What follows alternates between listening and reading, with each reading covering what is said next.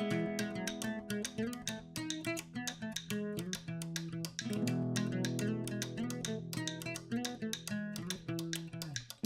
morning, everyone.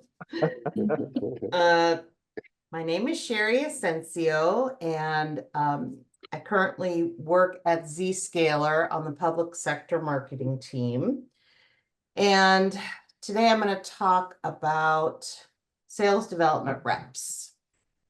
I first got exposed to SDRs when I was asked to stand up an inside sales department at a small company that I was working at. We provided fleet management software and satellite communications to the maritime industry. And it was a pretty small company that hadn't seen any growth, literally not a new customer in years, because these satellite comms would become part of a legacy system of the companies we were selling to. And so our attrition rate was almost zero, and it was a nice little cash cow, but no growth. So I was looking for a way to create a predictable sales process and a predictable pipeline. And I found this book, Predictable Revenue, and it was just one of those books, at the right content at the right time. And it really lit me on fire for how to use a sales development rep. And I will tell you that, even though it can be hard to justify the expense of a sales development rep when you're a small company, but we had 2 salespeople and I still hired 1 SDR to feed those 2 salespeople. And it was absolutely worth it. Obviously, I can't go through the whole book, but I pulled out a couple of highlights from it. I think the biggest case for me of why to have an SDR is you quickly realize that it's a very different skill set than sales. Salespeople usually don't like to cold call. They don't like well, nobody probably likes to cold call, but they won't do it. And they won't do a lot of the follow-up work. They're looking for which accounts have the highest probability of close, and that's where they're going to spend their time. In the meantime, you need somebody who is qualifying all your inbound leads, or if you don't have enough inbound leads, doing outbound lead generation to keep feeding sales. And by splitting these 2 roles inside of the company, I think you allow sales to focus their time on the highest and best leads without having to spend the time qualifying them. So this is his model. This is one way to look at it. I still kind of like this. Like this stuff is pretty old. He must have written this book. I forgot to look at the date, but it's, let's see, I started using it in 2011. So it's pretty old, but it still works.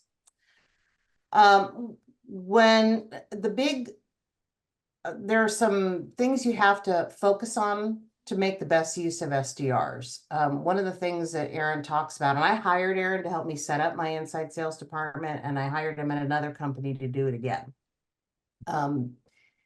is, where do you define the roles of the different people in the organization and who's going to focus on what? And then how do you create a process that allows for a smooth handoff so that none of the leads that you've worked so hard to generate are slipping through the cracks?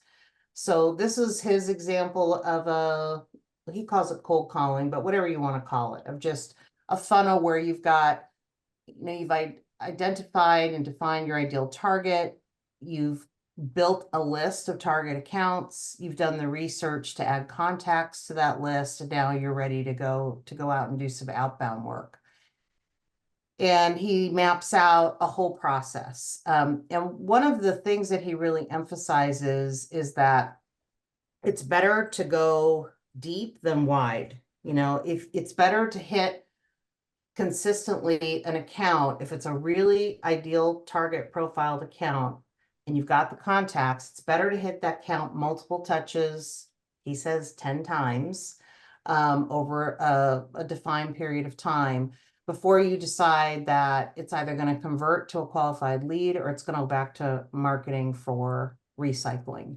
Or you're going to decide that these people are never going to be a qualified lead, and you put them in the do not contact category, or maybe newsletter only. I think that's what I did.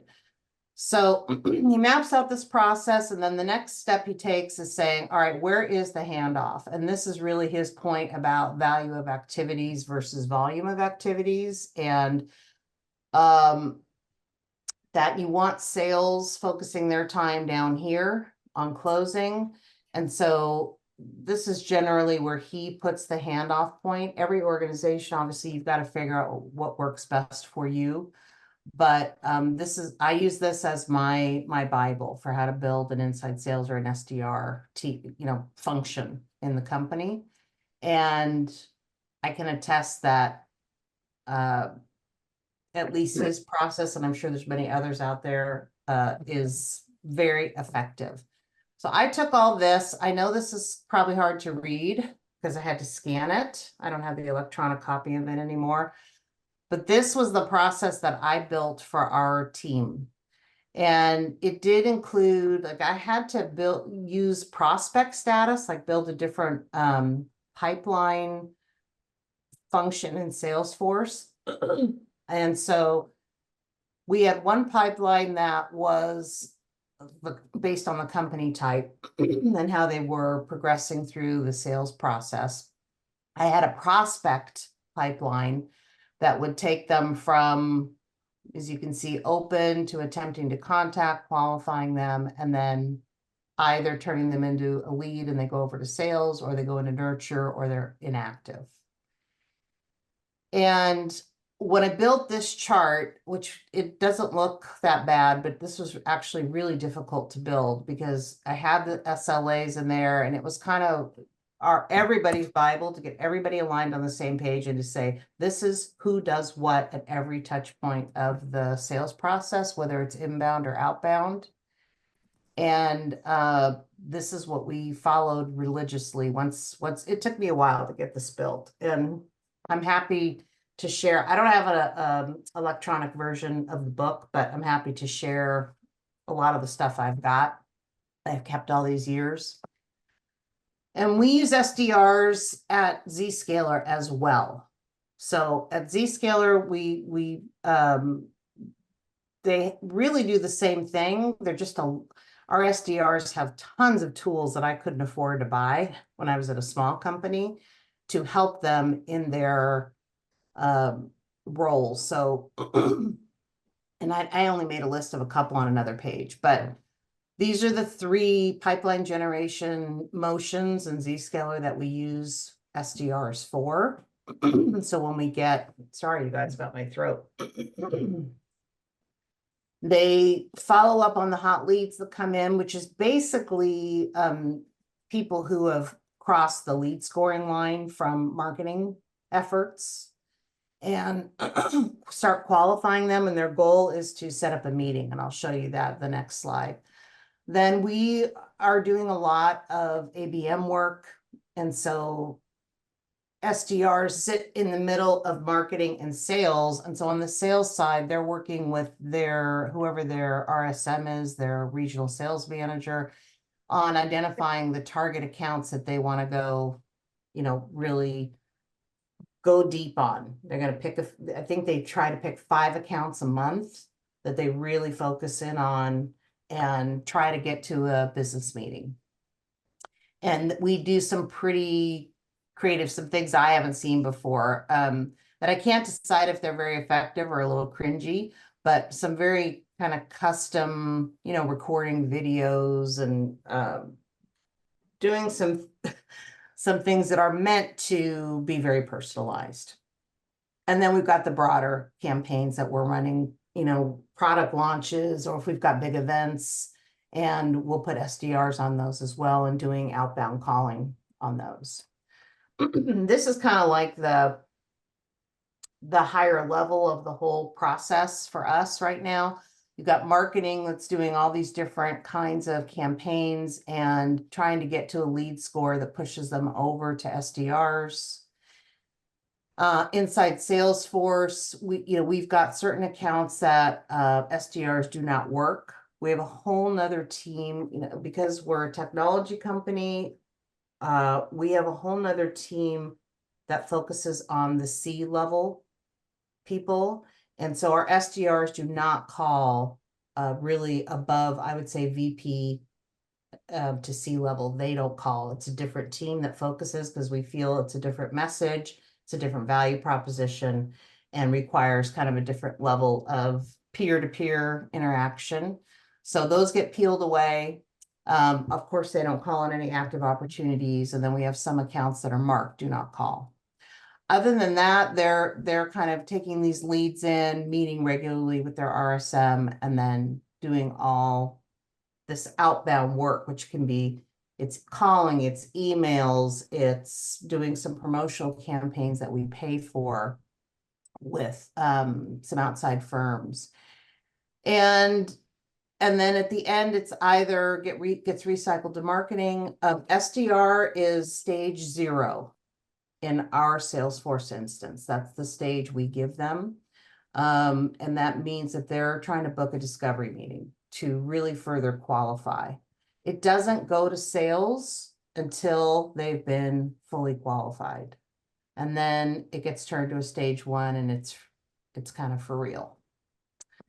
So some of my takeaways on this is, I have found them, and every time I've had the opportunity to work with an SDR function, I have found it to be very effective. But you have to keep them in the loop. I mean, you have to enable them as if they're sales.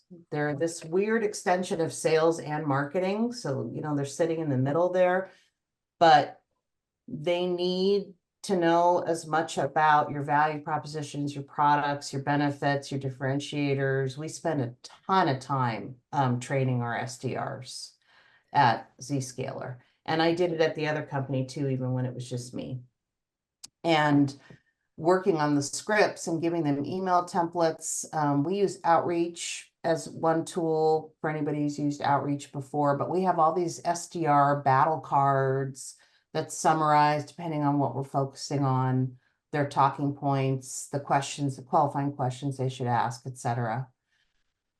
We give them a lot of tools to do research and build lists, and God knows there's a ton of tools these days. In the old days, when I did it way back when, I think we hand built our lists from all of the key associations in our industry. And it was painful, but it was a really good list by the time we were done. And then I would say it's absolutely critical that everybody gets aligned, not just on the process, but on the goals. So I can tell you our marketing team, they meet with their SDRs every other week. And then the SDRs meet with their sales managers every week. So, and they're looking at reports and, how specific batches of leads were processed and handled, and results, what's working, what's not, etc., which is these feedback loop meetings.